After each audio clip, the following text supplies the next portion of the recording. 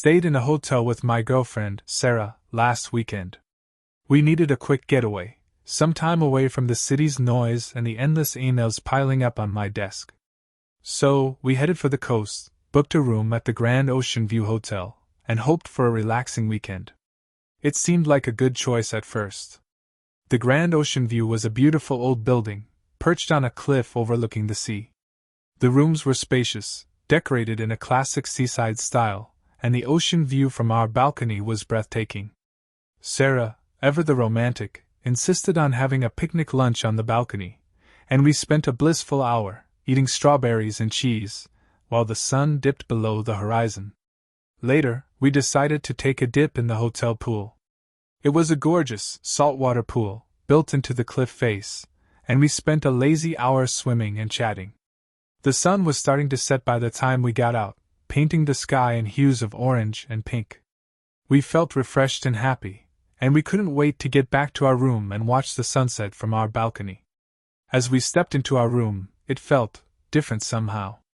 Not wrong exactly, but just not right. It was like the air had shifted, becoming heavy and strangely still. We both noticed it, but neither of us voiced our unease. We just walked to the balcony, eager to resume our romantic sunset watch. That's when we saw them. A dozen, maybe more, tiny handprints were smeared across the window. They were small, barely bigger than a child's hand, and they were all the same, smeared with a ghostly white residue that seemed to seep into the glass. The prints were so perfectly aligned, so uniformly spaced, that it looked as if a tiny hand had been dragged across the pane, leaving a trail of milky white ghosts. We stared at the prints, hearts pounding, a cold wave of fear washing over us. It was impossible that the prints weren't there when we left the room. We would have noticed them, even if they were just smudges, right? It was like they appeared out of thin air, like someone had tried to reach out from the other side. What is that?" Sarah whispered, her voice trembling. "I don't know," I said, my voice just as shaky. "But someone was in here. And they seemed to like leaving their mark." We spent the next few hours in a state of nervous tension. We tried to ignore the handprints, pretending they were nothing more than a strange trick of the light. But it was impossible. They were everywhere, on every window, as if the room was being watched, its every corner scrutinized by unseen eyes. We decided to call the front desk. Maybe they'd seen this before, maybe they had an explanation for the ghostly handprints. Maybe it was just a prank, a harmless joke by some mischievous children. The man who answered the phone was polite but unhelpful. He said he'd never heard of anything like it before, and suggested it was probably just dust or some other kind of residue. He offered to send someone to clean the windows, but we declined. Part of us was terrified of what might happen if someone else entered our room, and what they might find.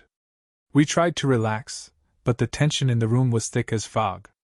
Sarah kept fidgeting, her eyes darting nervously around the room as if she was expecting something to leap out at her from the shadows. I tried to reassure her, telling myself it was all in our heads, that we were just exhausted and stressed. But the handprints were undeniable. They were on the mirrors, on the glass of the pictures hanging on the walls, even on the glass of the wine glasses we had used for our balcony picnic. It felt as if someone had been in the room, not just touching the glass, but pressing their hand against it, leaving their mark. We decided to try and sleep. We switched off the lights, the room plunged into darkness, the only light coming from the moon casting an eerie glow through the window. The handprints were invisible, but we could still see them, feel them, sense their presence. I tried to focus on Sarah's breathing, on the comforting rhythm of her sleep.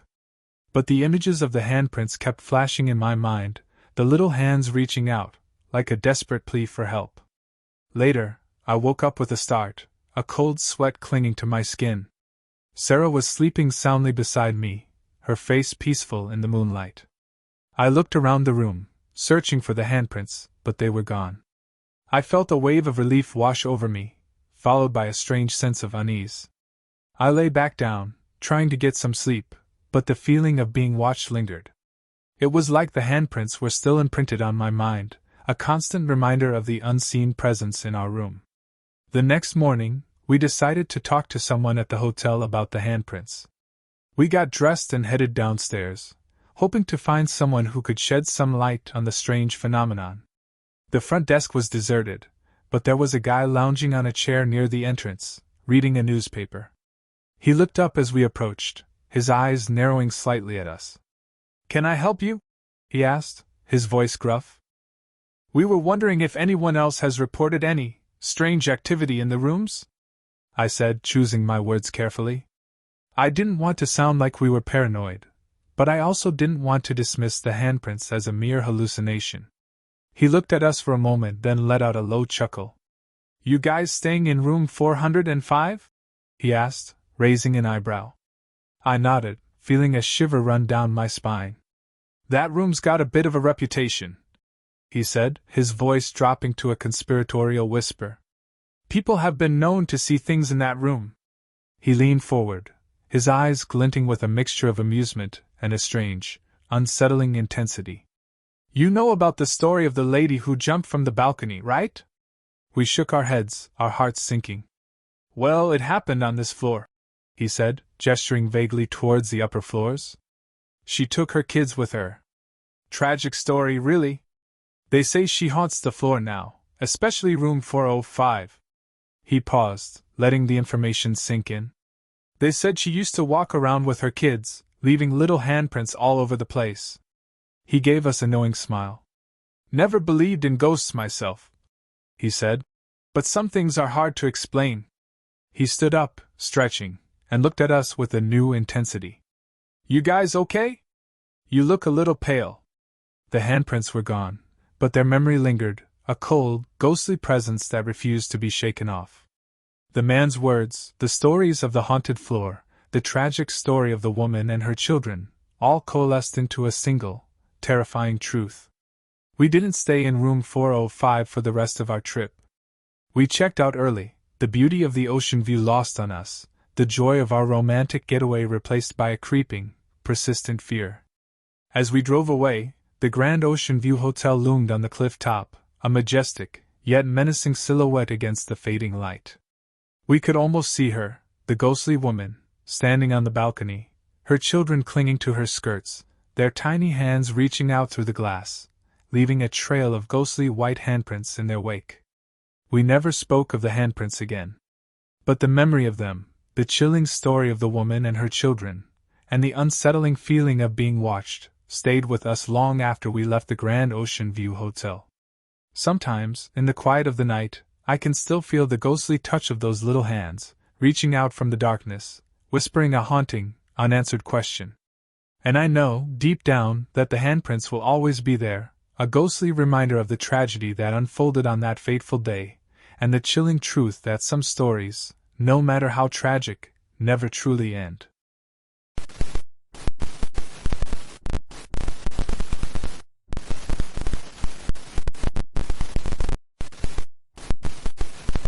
Two friends and I got bored one summer night.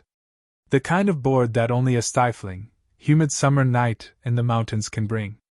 We weren't really doing anything, just killing time in our usual spot, the old, dusty porch swing on my grandma's house. The crickets chirped their monotonous song, the only sound that broke the oppressive silence. "Let's go find something to do," I suggested, already feeling the restlessness gnaw at me.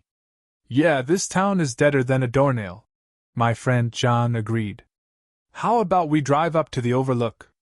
The overlook was a small clearing on a barely passable dirt road that wound its way up the side of the mountain. The road was treacherous, steep, and full of potholes, but it offered a breathtaking view of the town nestled below, like a collection of twinkling lights in the darkness. "Good idea," my other friend Chris chimed in. "Maybe we'll see some UFOs." We all laughed, but the idea of a night drive up the mountain, with the unknown possibilities it held, was a welcome break from the boredom. Our vehicle of choice for this adventure was my beat-up 1980 VW Rabbit, a car that had seen better days, but was still reliable enough to get us up to that treacherous overlook. It rumbled and sputtered its way up the narrow winding road, the headlights barely cutting through the thick darkness. The night air was thick with the scent of pine and damp earth. John, in the passenger seat, cranked the music up, filling the car with the raucous sounds of classic rock. The music seemed to somehow amplify the sense of unease that had started creeping into my mind. I couldn't shake the feeling that we were being watched, that unseen eyes were peering down at us from the dense, towering trees that lined the road. Reaching the clearing, we parked the car and emerged into the absolute blackness. The town lights below twinkled like a distant galaxy, their light swallowed by the vastness of the night. The silence was more profound here, the world around us hushed and still. It was a different kind of silence from the one back at Grandma's, a silence that held a sense of mystery and unknowing. We stood there for a moment, awkwardly silent, just taking in the view and the strange, unsettling feeling that settled over us. "Well, this is creepy," John finally said, breaking the silence.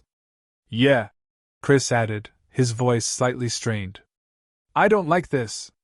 As if to punctuate his words, a twig snapped in the darkness behind us. We all spun around, adrenaline pumping through our veins. We could see nothing, just the dense wall of trees that bordered the clearing, their branches reaching out like skeletal fingers. "What was that?" John's voice was a tremor in the stillness. We stood there, tense, our eyes scanning the darkness. Then it happened. A flicker of light, barely perceptible at first, appeared near the edge of the woods. It seemed to move, a pulsing, ethereal glow that caught our attention. It was like a single, luminous point moving through the darkness, its light growing stronger as it came closer. We watched, transfixed, as the light moved towards us. In the darkness it was impossible to make out its shape, but there was something about it, a sense of urgency in its movement, that sent a shiver down my spine. Then it burst into view. It was a figure, a humanoid form, running through the trees, its body radiating a cold, luminous light. It was moving at an unnatural speed, its form a blur of light and shadow, branches snapping and leaves rustling as it pushed through the foliage. The light on its body was a milky white, like the glow-in-the-dark stars we used to stick to our ceilings as kids. The figure ran past us, no more than 30 feet away, before disappearing back into the darkness. We stood there, frozen, our minds unable to process what we had just seen. It felt like an eternity before John spoke, his voice trembling. "What the fuck was that?" We didn't have an answer. The only sound was the steady drumming of my heart in my ears. We got back into the car, each of us moving in a slow, deliberate motion. There were no words, just the silence that filled the car, heavy with the weight of what we had witnessed. It wasn't until we were driving back down the mountain that someone finally spoke. "Do you think?" John started, his voice hesitant. "I know what you're thinking," Chris said, his voice barely above a whisper. "We just saw a ghost. Or maybe it was an alien," John added, a touch of humor creeping into his voice. "Don't be ridiculous," Chris scoffed. "Aliens don't glow like that." "Well, whatever it was freaky," I said, my voice still shaken. The rest of the drive back down was filled with an uneasy silence. We talked about the event in hushed tones, trying to make sense of what we had seen. We all agreed that it was real, despite the absurdity of it all. The next morning, we tried to put the experience aside, dismissing it as a trick of the light, a figment of our overactive imaginations. We went about our lives, but the memory of that night lingered, a strange and unsettling presence in the back of our minds. A couple of years passed, and the memory of that night had faded somewhat, though it still surfaced occasionally in my thoughts, bringing with it the same unsettling feeling of dread. One day, I was hanging out with my friend, Robert, whose older brother, Kevin, had been a friend of mine from high school. We were just shooting the shit, reminiscing about old times, when I decided to tell them about our encounter at the Overlook. I figured they would laugh it off, dismiss it as another one of my crazy stories. I was wrong. "Hold on," Kevin said, his eyes wide with surprise. "You're serious?" "Yeah," I replied. "Why, what's wrong?" I saw the same thing," he said, his voice barely a whisper. "Years ago, when I was in high school. It was a dark night, just like that one, and I was driving home from my girlfriend's place. I was on the same road, heading up to the Overlook, and this thing ran right in front of my car." He described the figure in detail, mimicking the glowing light, the speed, and the almost frantic way it moved through the trees. It was a perfect match for what we had seen. We actually talked about it in my English class the next day, he continued. The teacher, Mr. Johnson, swore he saw the same thing running across the road in front of him one night. Said it looked like a ghost. I sat there, stunned, the memory of that night coming back with a rush. I was no longer just a crazy story. We had all seen it, and it was real. So, what do you think it was? I asked, my voice tentative. Kevin shrugged. I don't know, he said. But it was definitely real. And something about it, it felt wrong. Like something wasn't supposed to be there. That night, I went home with a different kind of fear than I felt before. It wasn't the fear of being alone in the dark, or the fear of the unknown. It was the fear of knowing. The knowledge that something alien, something out of place, existed on that mountain, lurking in the shadows, watching us. The memory of that night continued to haunt me, a reminder of the dark secrets that lay hidden in the mountains, waiting to be revealed. And I knew, deep down, that I would never forget what I had seen, or the feeling of unsettling dread that had accompanied it. I still go up to the overlook sometimes. It's not the same, it's not as dark, not as silent, and the feeling of dread is gone, replaced by a sense of curiosity. I want to know what that light was, what it represents. Maybe one day, I'll find out. But until then, the memory of that night will remain a constant presence in my life, a reminder that sometimes, the most terrifying things are the ones we can't explain.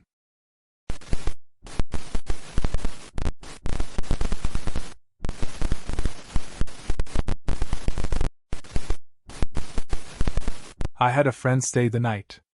It was a humid summer night, the kind that makes the air thick and heavy, clinging to your skin like a second layer of clothes. It was the kind of night that whispered secrets in the wind, that felt pregnant with mischief and the unknown. My friend, Sarah, was sleeping over. We were 12 years old, perched on the precipice of adulthood, convinced we knew everything but mostly just terrified of the things we didn't. We had spent the evening giggling over silly jokes, sharing secrets whispered in the dark, and battling over whose turn it was to pick the next movie on my dad's ancient VHS player.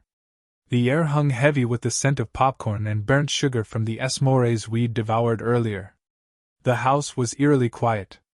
My parents had long retreated downstairs, leaving us to the muffled sounds of their murmuring voices and the occasional clink of glasses. The silence upstairs was punctuated by the occasional creak of the old floorboards, the rustling of the oak tree outside my window, and the frantic beating of our young hearts. Sarah, her face illuminated by the faint glow of my bedside lamp, was sprawled across my bed, her limbs splayed out like a starfish. I was curled up on my side, staring at the chipped paint on my ceiling, my mind flitting between the day's events and the vast unknown that lay just beyond the reach of the light. "Do you know what will make the devil mad?" Sarah whispered, her voice barely audible above the whisper of the wind. I turned to face her, my eyebrows furrowed in confusion. "What?" "No, why?" "Because," she said, an impish grin spreading across her face, "we can tell him that God loves him." I paused, pondering her words. It felt like a mischievous, exhilaratingly dangerous game, a secret code shared only between us and a being we'd only ever heard whispered about in hushed tones. "Okay," I said, my voice trembling slightly. "But what if he hears us?" Sarah laughed, a sound that seemed to echo in the vastness of the empty room. "He's probably too busy being evil to bother with us," she said, her tone light but tinged with a hint of fear. "But just in case, we'll say it really quiet."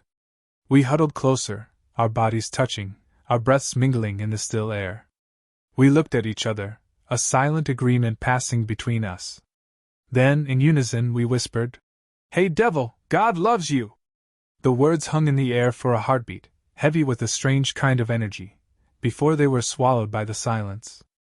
We waited breathless, our hearts pounding in our chests. "Nothing." "See," Sarah whispered, her voice still laced with a nervous tremor. "He didn't even hear us." But then, just as the relief settled over me, a deep, guttural laugh, full of a primal, chilling joy, boomed from under my bed. It wasn't human laughter, not the kind that bubbles up from the chest, the kind that is born of shared amusement. It was the laughter of something ancient, something utterly alien, something that filled the room with a palpable chill. The hair on the back of my neck stood on end. My breath caught in my throat. I froze, my eyes glued to the shadow beneath the bed. My gaze locked onto the silhouette of something dark, something that moved with a life of its own, just out of the reach of my terrified vision. Sarah had also frozen, her face ashen, her eyes wide with terror. The laughter continued, growing louder, more insistent, filling the room with a sense of utter dread. We didn't dare move. The laughter felt like an icy grip, holding us hostage, paralyzing us with fear. The seconds stretched into minutes, the laughter echoing through the silent house, a mocking reminder of our vulnerability, a testament to our childish naivete. The laughter subsided, replaced by a silence that was even more terrifying than the sound. The air crackled with tension, with the energy of something unseen, something ominous, something waiting. We huddled closer, my arm instinctively reaching out to touch Sarah's, seeking solace in the warmth of her trembling body. We dared not breathe, afraid that any noise, any movement, would shatter the fragile silence and call forth whatever lurked beneath the bed. The darkness under the bed seemed to throb, pulsating with an unseen energy, a presence that was both terrifying and alluring. I felt a tremor of fear mixed with an odd sense of excitement, a morbid curiosity that dared me to look closer. Then, a gentle tapping sound, like a child's finger drumming on wood, emanated from under the bed. The sound was so faint, so subtle, that it might have been imagined, but it was enough to send a jolt of terror through my body. We held our breath, our hearts pounding in our ears, as the tapping grew more insistent. It was like a slow, rhythmic heartbeat, a primal rhythm that beat in counterpoint to our own frantic pulses. The tapping stopped. Silence descended once more, heavier, more oppressive than before. Our bodies were stiff, our muscles aching from holding our positions for so long. We were frozen in a state of paralytic fear, our minds trapped in a labyrinth of terror. Then, a low, guttural voice, raspy and deep, filled the room. It was a voice that whispered of forgotten horrors, of ancient evils, of a power that transcended the boundaries of human comprehension.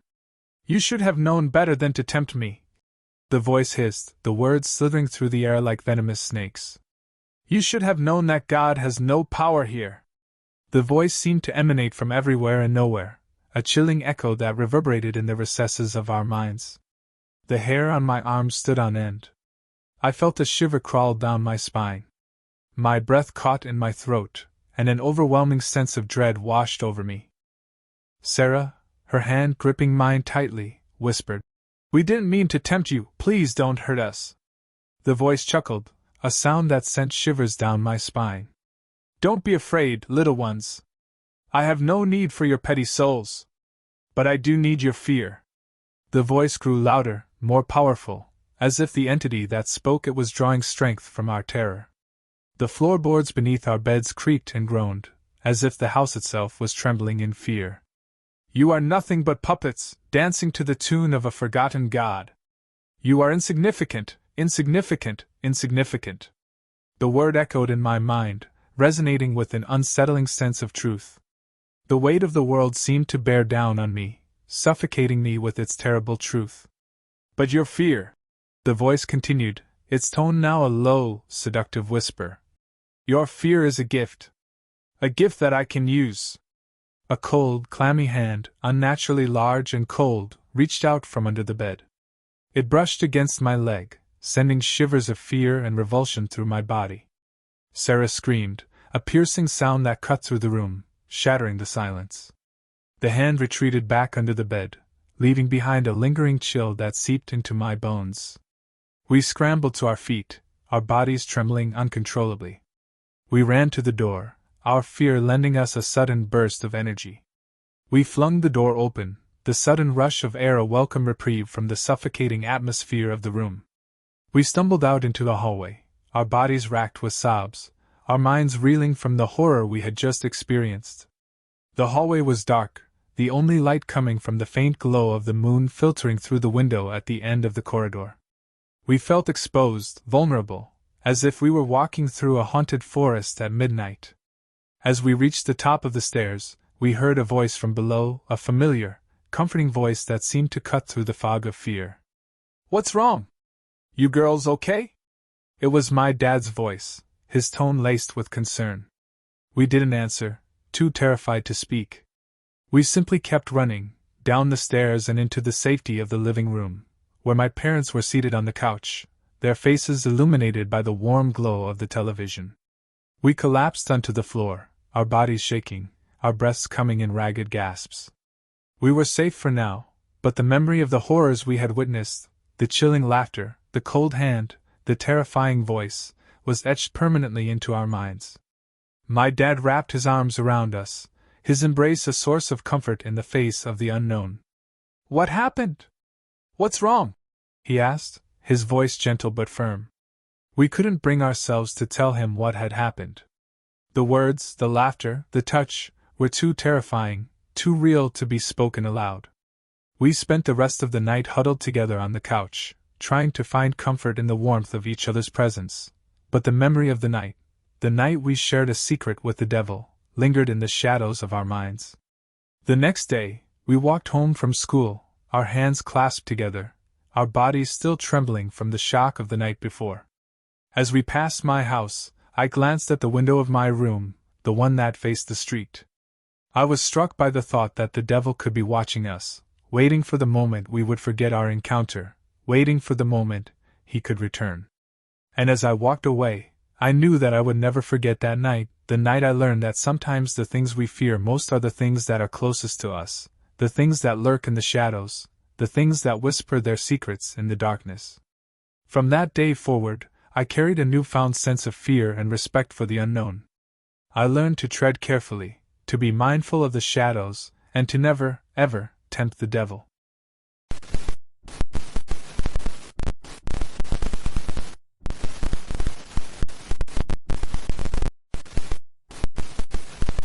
My son is about 10 months old and absolutely hates sleep. He will sleep in his crib until about 3 to 4 a.m., then wake up screaming for a bottle, then spend the rest of the night in our bed. It's exhausting. My wife, Sarah, says I need to be tougher, to let him cry it out, but I can't stand the sound of his tiny, desperate wails. He's just a baby. How can I leave him crying in the dark? Friday night, just like every other night, the screaming started. I jumped out of bed, my heart thudding against my ribs. My wife mumbled something in her sleep, but she didn't stir. I tiptoed to the kitchen, the fluorescent light humming overhead, and began to prepare his bottle. I turned towards the night light so I could pour the water to the right level, and that's when I heard it. It was a hum. Not the low, steady hum of the refrigerator, but a distinct, melodic hum. Like a woman singing a lullaby, but without any words. It started soft and low, then slowly rose in volume, the sound filling the kitchen. I froze, my hand hovering over the bottle. My eyes darted around the room, searching for the source. Nothing. Just the familiar, sterile white walls and the sterile, stainless steel counter. "Sarah?" I whispered, my voice shaky. She didn't answer. I turned back to the bottle, my eyes still wide. The humming continued, now louder and more insistent. It filled the entire room, sending shivers down my spine. Then, as suddenly as it began, the hum stopped. My son, who had been silent for a few seconds, started screaming even louder. It was a desperate, raw scream that tore through the stillness of the house. I dropped the bottle, the glass clinking against the linoleum. I raced into our son's room, my heart pounding in my chest, the adrenaline forcing me forward. He was lying in his crib, his tiny face flushed, his eyes squeezed shut. He was fine. I ran to our bedroom, the adrenaline still pumping through my veins. Sarah was still asleep, her face peaceful in the dim moonlight coming through the window. The door was still closed, just like I left it. I had to wake her up. "Sarah, wake up!" I shook her shoulder, my voice cracking. She stirred, momentarily confused, then her eyes opened, widening in alarm. "What's wrong?" she whispered, her voice thick with sleep.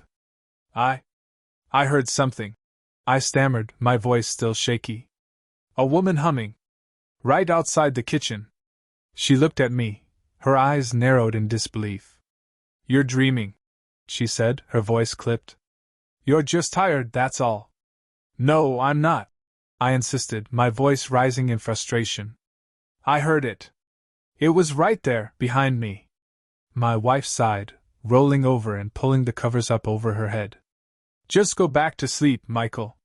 You'll feel better in the morning. I lay back down, my mind racing. I knew I wasn't dreaming. I had heard it, clear as day. The humming, the way it had filled the room, it was impossible to forget. The next day, I told Sarah about it again, but she just rolled her eyes. You're so jumpy, she said. Maybe it was just the refrigerator. I knew it wasn't the refrigerator.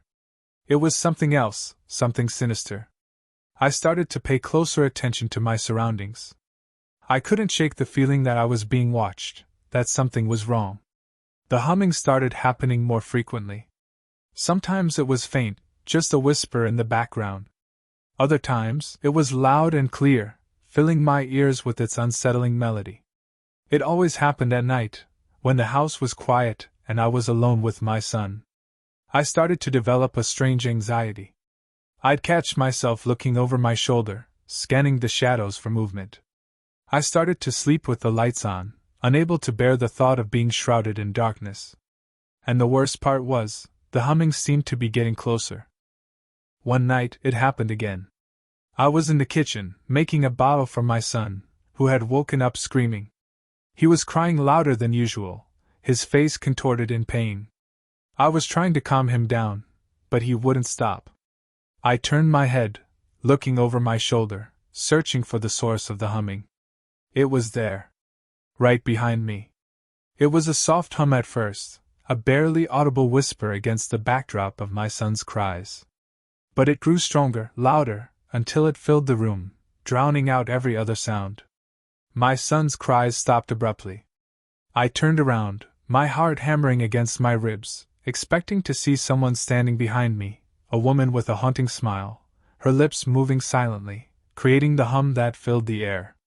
But there was nothing there, just the empty kitchen, the white walls, the stainless steel counter. I took a step back, my body trembling, my mind reeling. I was alone.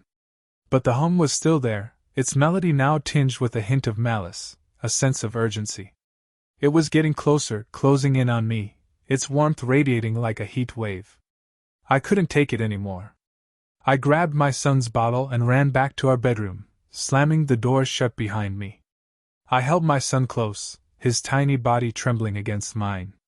He was still crying, but his cries were muffled by the sound of my racing heart. I looked at Sarah, who was still asleep, her breathing even and peaceful. I wanted to wake her up, but I was afraid. Afraid of what she might see, what she might hear. Afraid of what I might tell her. I sat on the bed, rocking my son back and forth, trying to soothe him. But the humming was still there. It was weaving its way through the walls, through the floorboards, making its way to me, to my son. It was relentless, inescapable. I knew I couldn't stay here. I had to get out of the house. But where could I go? Who could I trust? I glanced at Sarah again, her face still serene in her sleep. Her hair was a mess, the white pillowcase smeared with smudges of mascara. She looked so peaceful, so oblivious to the darkness that was creeping into our home. I felt a wave of panic rise up inside me. I had to get her out of here, away from the humming, away from whatever was happening. But I didn't know how. I didn't know what to do. I looked at my son, his tiny face contorted in pain. He was so innocent, so vulnerable. I had to protect him, I had to keep him safe. Suddenly, I knew what I had to do. I had to get out of the house with my son. It didn't matter where we went, as long as we were far away from this place, far away from the humming. I picked up my son and headed toward the front door. I could hear Sarah stirring in her sleep, but I didn't stop. I didn't look back. I carried my son out of the house, into the cool night air, the hum resonating behind me, its melody a chilling reminder of the danger we had just escaped. I didn't know what was going to happen next, but I knew that I would do anything to protect my son, to keep him safe from the darkness that was creeping closer. "Mommy?" My son's little voice whispered in my ear, breaking through the silence of the night. "It's okay, my love," I whispered, holding him closer, trying to ignore the prickling sensation on the back of my neck. "Mommy's right here." The hum, however, was not right here. It was following us, its sound a constant, chilling presence in the air. It seemed to know where we were going, as if it was guiding us. I started running, my son clutched tightly in my arms. The cold night air stung my lungs, but I didn't slow down. I had to get away, away from the hum, away from the darkness. I didn't know where I was going, but I kept running, my legs burning, my lungs aching. The humming seemed to grow louder, more insistent, making its way through the streets as if it were following the rhythm of my heart. I ran and ran, until I couldn't run anymore. My legs gave out and I fell to the ground, my son still held tight in my arms. I looked around, desperate, searching for a place to hide, a place where the hum couldn't reach us. Then I saw it. A small, deserted playground, nestled between two towering apartment buildings. It was dark, shrouded in shadow, but it was empty, a haven in the midst of the city's frenetic energy. I dragged myself to the slide, collapsing on the cold metal. I sat there, my son in my arms, listening to the hum, its melody still echoing in my ears. It was closer now, its presence more tangible, more menacing. I knew it was coming for us. I knew we couldn't stay here. I have to get out of here, I thought, my mind racing. I have to get us somewhere safe. I stood up, my body trembling with exhaustion, and started walking. I didn't know where I was going, but I kept moving, my eyes fixed on the horizon, the humming a constant presence, guiding us, beckoning us, closer and closer to its unseen source. I walked for hours, through desolate streets and empty alleys, my son sleeping soundly in my arms. The hum remained constant, a low, insistent melody that pulsed through the air, growing louder and more intense with each passing moment.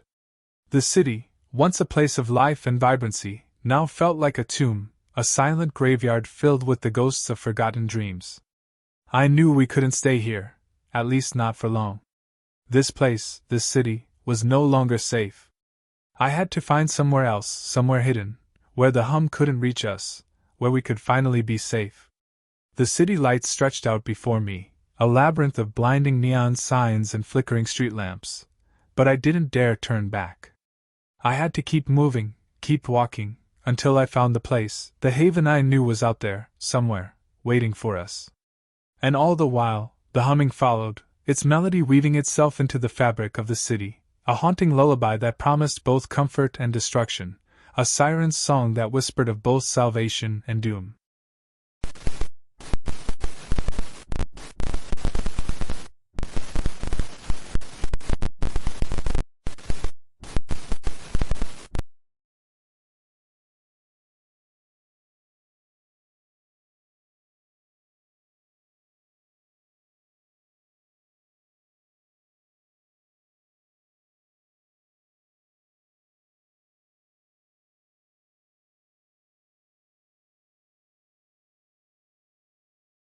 I had just moved to another state. Everything about it felt different, from the way the air smelled to the unfamiliar sounds of birdsong that filtered through my open window. I stood in my new room, surrounded by unpacked boxes, staring at the sparse furniture. A single mattress lay on the floor, unadorned by a frame, and next to it, a digital alarm clock with large, glowing red numbers. It was my haven in this strange new world, a familiar anchor point in a sea of unknowns.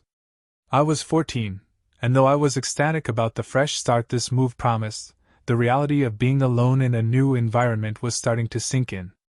The silence in the house was deafening, amplified by the absence of my family, who were busy unpacking the truck downstairs. Exhausted from the long drive, I longed for the comfort of my bed.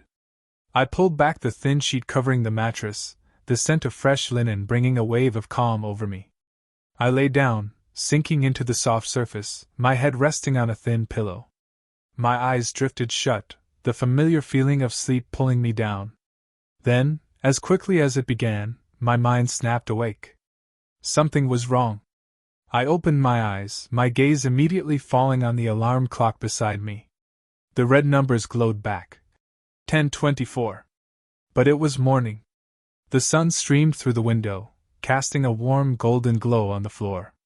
Birds chirped outside, their melodic calls breaking the silence.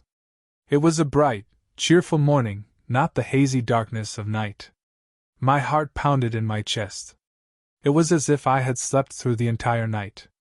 10:24. I blinked, certain I was seeing things. The numbers on the clock remained the same. It's morning, I mumbled, my voice raspy with disbelief. It was a whisper, a plea for confirmation that my senses weren't betraying me. I scrambled out of bed, my bare feet hitting the cold wooden floor with a thud. The room seemed different somehow. The shadows that had been cast by the setting sun were gone, replaced by the sharp, clear outlines of objects in the morning light.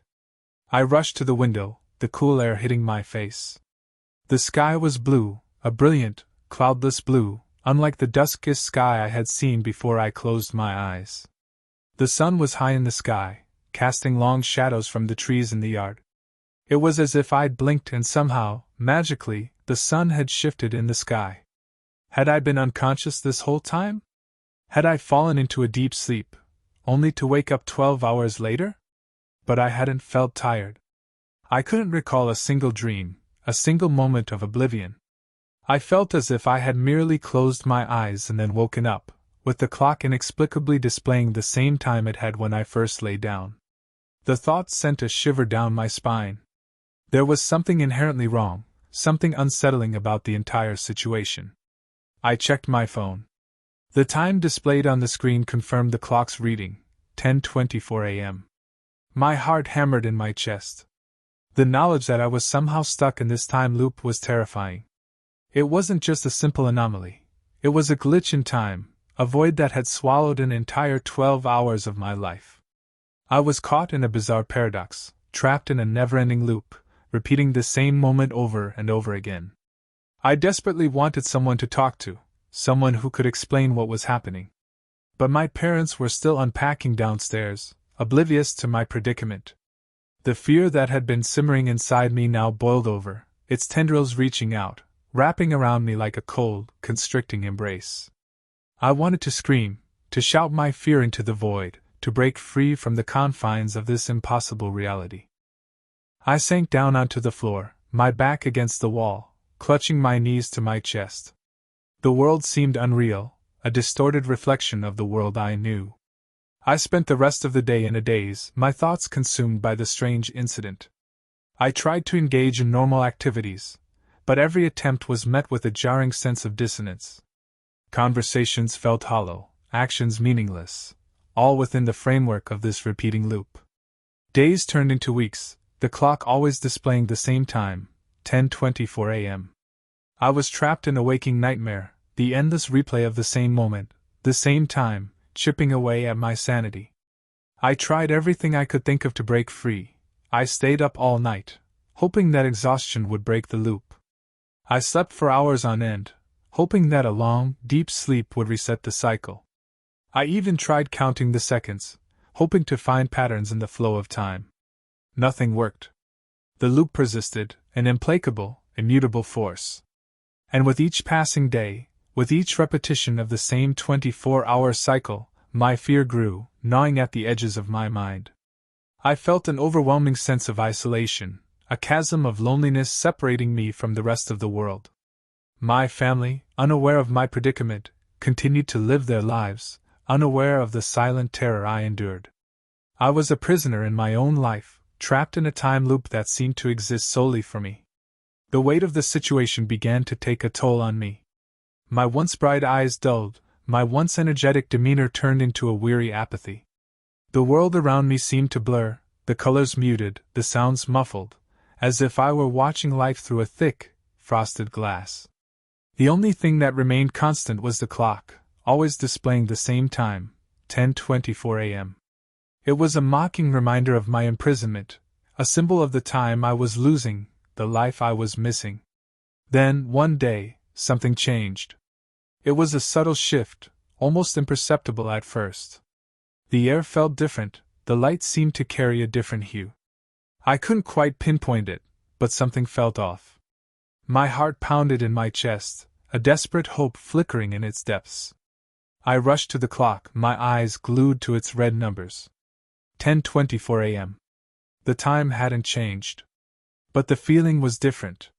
Suddenly, the familiar monotony of the loop was replaced by a sense of urgency. It was a subtle shift, a tremor in the fabric of time.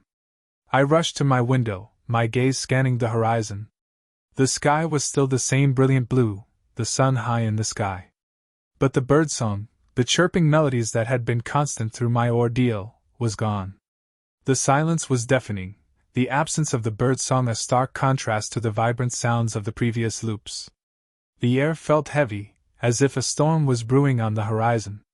It was then, in that moment, amidst the mounting unease, that a faint, high-pitched ringing started to resonate in my ears.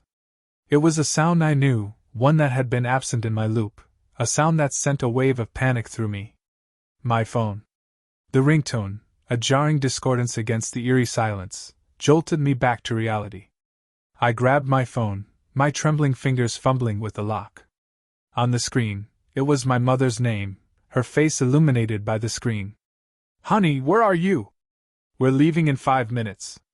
Her voice, laced with concern, cut through the silence. The clock still displayed 10:24 a.m. But it was a different 10:24 a.m. The birdsong, the silence, the air, it was all different. The loop was gone, the prison bars broken. I was free. But why? What had happened? The answer to that question would remain a mystery, a fleeting whisper in the vast tapestry of time, a time I had nearly lost, a time I had nearly forgotten. But I would never forget the feeling, the terror, the loneliness, and the overwhelming joy of escaping the loop, of being free from the clutches of the impossible. It was a life-changing experience, a chilling reminder of the fragility of time, the uncertainty of reality. And I would always wonder, even now, years after the incident, if that strange, silent gap, those missing 12 hours, were a glimpse into a different reality, a parallel world, or simply a glitch in the fabric of time, a cosmic hiccup that would forever remain a mystery. The only thing I knew for sure was that I had been given a second chance, a chance to embrace life, to cherish the moments, to live each day as if it were the last. And I would never take that for granted.